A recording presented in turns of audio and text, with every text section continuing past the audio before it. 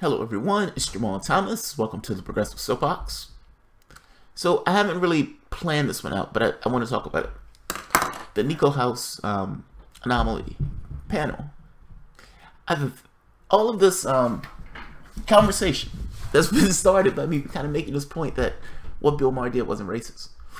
I got a lot of commentary on my page, a lot of fierce resistance of we don't like him, he's so-and-so, and because we don't like him, he's so-and-so. Somebody else said you shouldn't defend him because of XYZ, and they listed his failures, or listed the things they consider to be his failings. Okay. The thing is, though, none of that touches my argument that what he did wasn't racist. I'm sorry. You may not like him. You may greatly dislike him. He may be a horrible, horrible person. It may be the devil himself. But if it doesn't apply, it doesn't apply. I'm not going to make shit up just because you guys don't like the guy. Second point. When it comes to the panel that we had, I appreciated both guys on the panel. They seem pretty cool. I don't know them up front, but they seem pretty cool. The argument, I put it this way, and this could be closing remarks on that particular case. And Nico may make his own. But anybody can make a word and put a modifier on it for something else.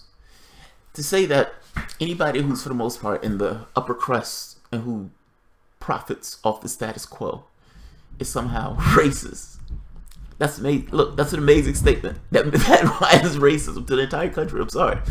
Now, he added another modifier to exclude himself in that particular modifier. Anybody can do that about anything. Like, this is one of those things, it's like a perception looking to be a victim. It's like, look, I'm being victimized by these people. All of these people are victimizing me. Yeah, you can do that, I suppose. Look, your perception is your perception. And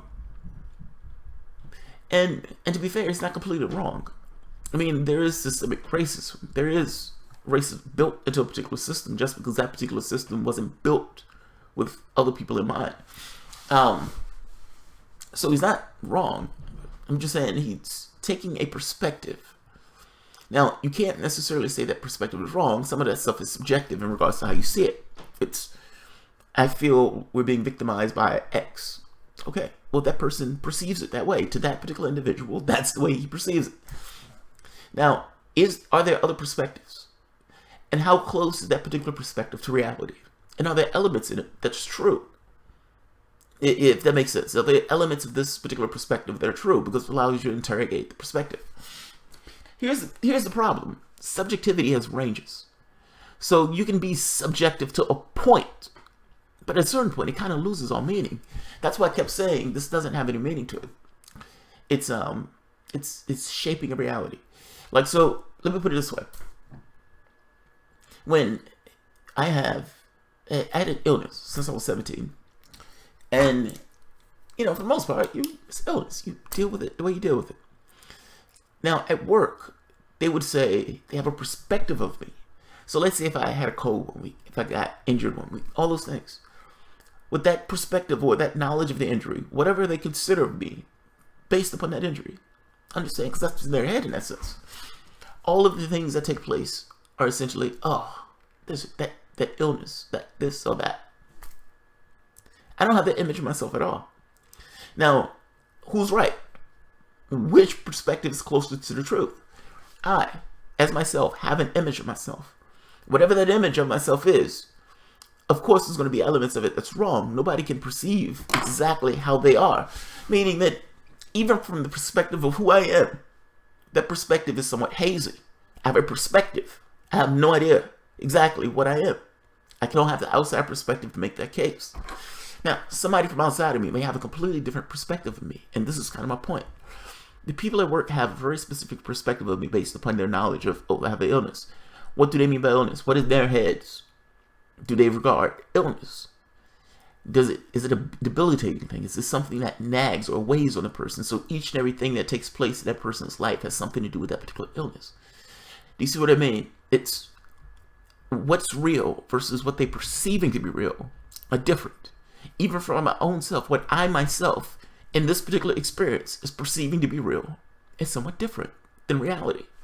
The reality of the situation, regardless of how many people were sitting there, how many people are interacting in that space, is always hazy.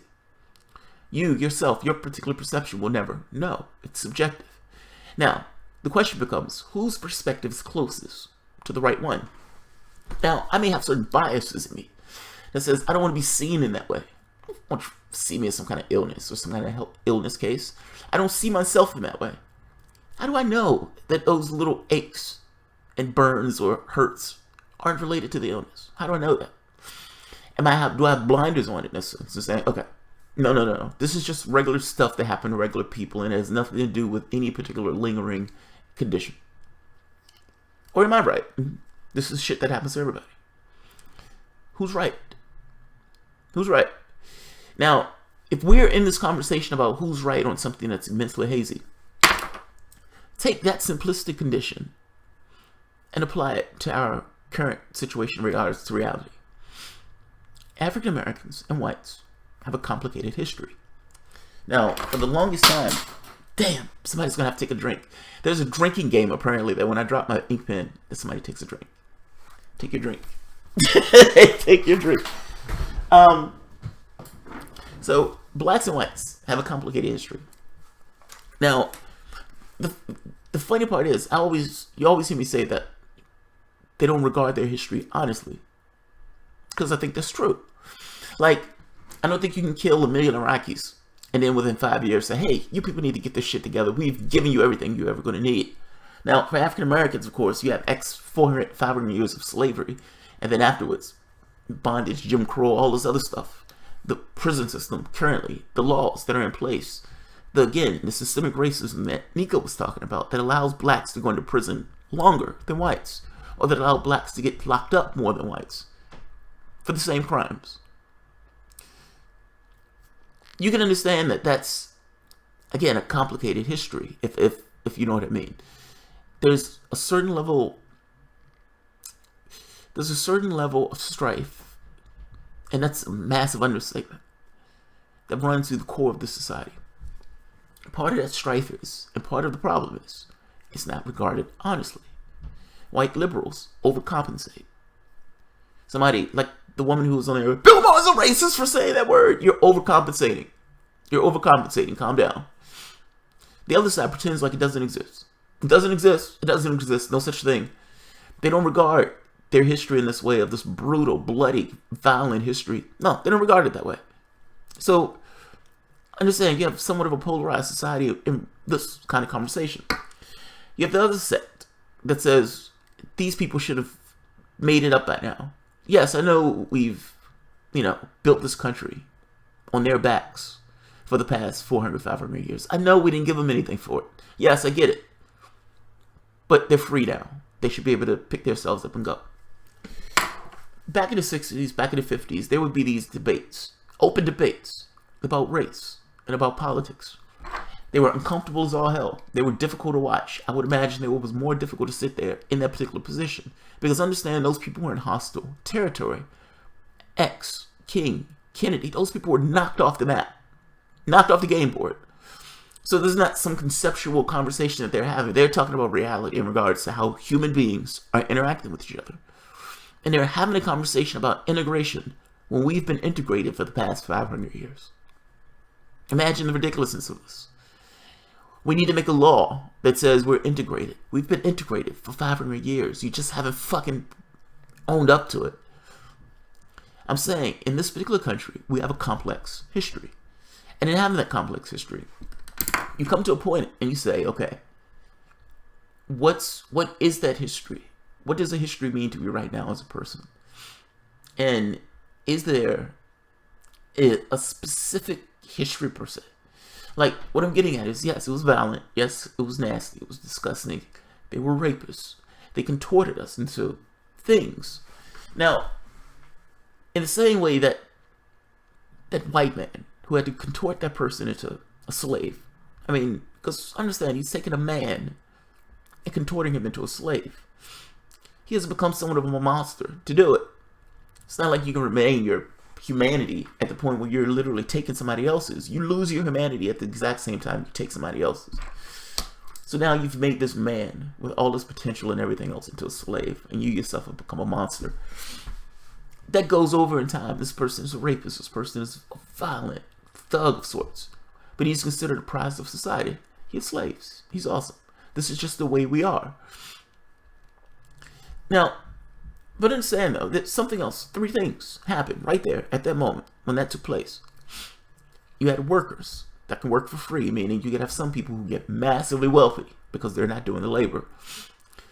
You had a class of people who are what? Just their skin.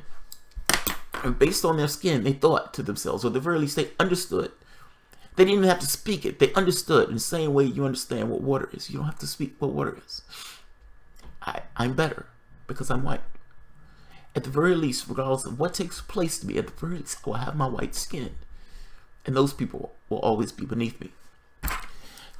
In the third place, you've enshrined in society this other mentality of class, or at the very least, you've made class invisible to some degree.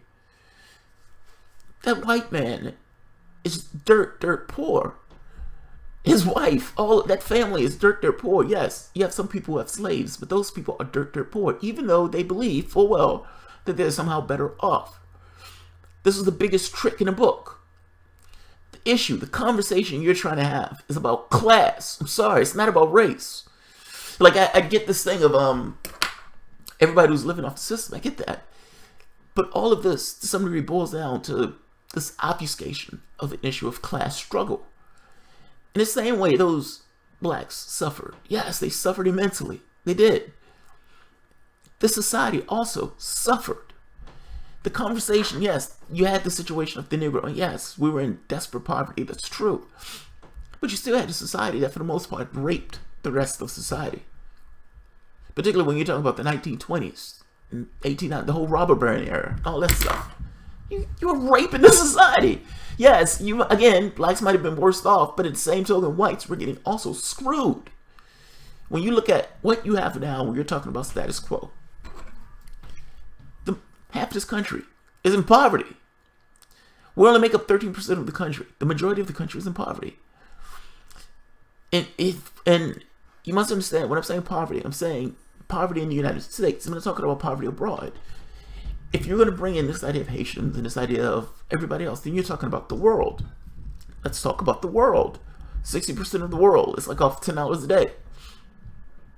That's amazing.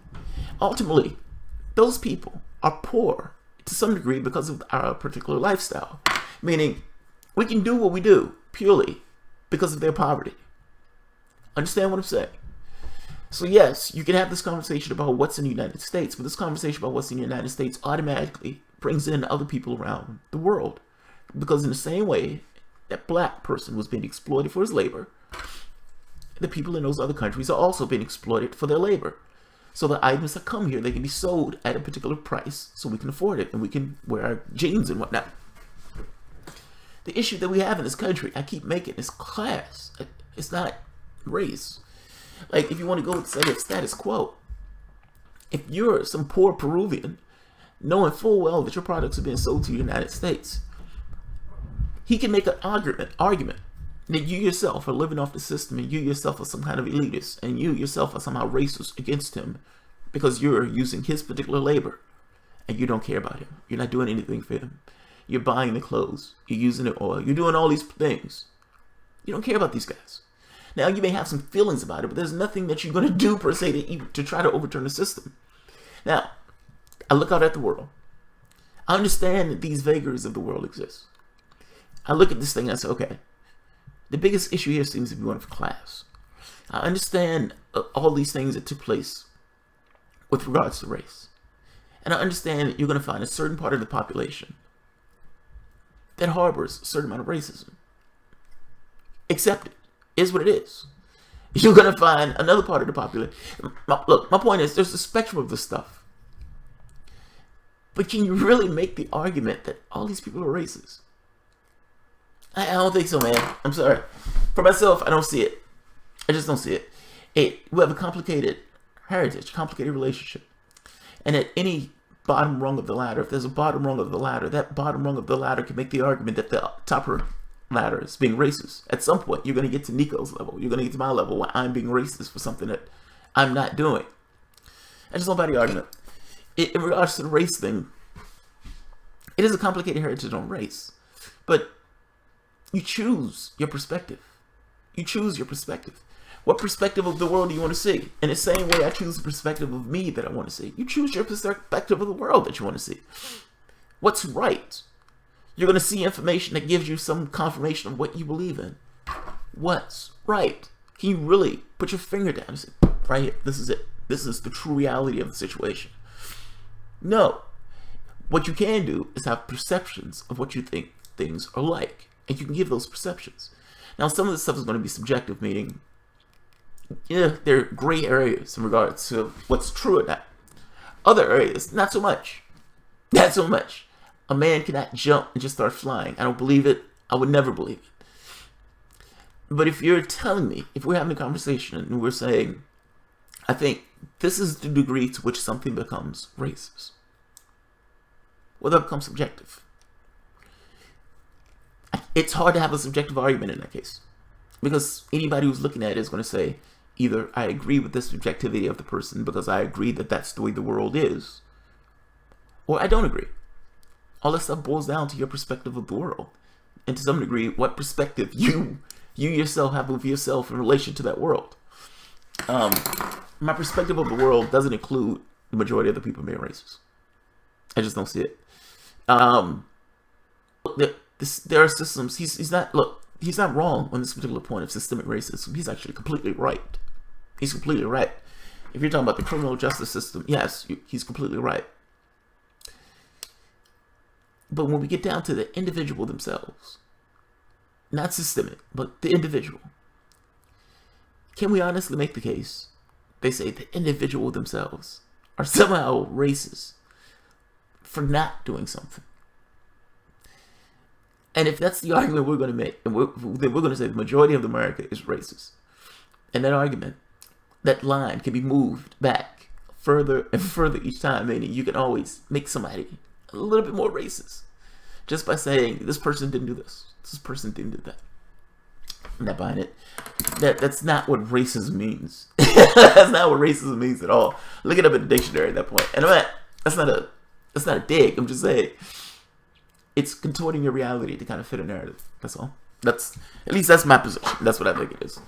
And look, this isn't any beef or anything like that. Nico seems perfectly fine. I'm purely talking about the argument itself. And it's not even fully talking about the argument, but this idea of just race in this country in general. It's complex. And to some degree, some of this is choice. How do you see yourself in relation to the wider world? Yes, there's that level of racism, but my problem is that makes all of us racist. If it boils down to this level where you can always push the line back.